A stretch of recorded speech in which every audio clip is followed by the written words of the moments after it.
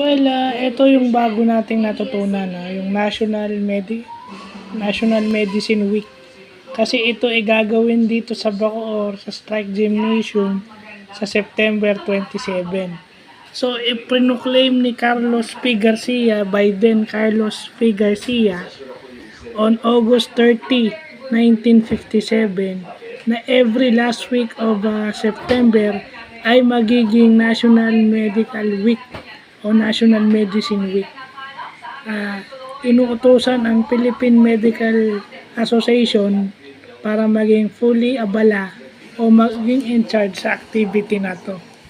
So pag sinabi mong National Medical Week, ito yung mga may libreng test. Ito nga sa City Hall, may mga libreng test.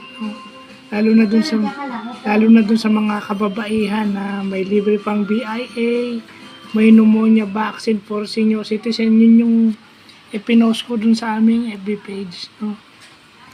Yung electrocardiogram, yung mga test yan.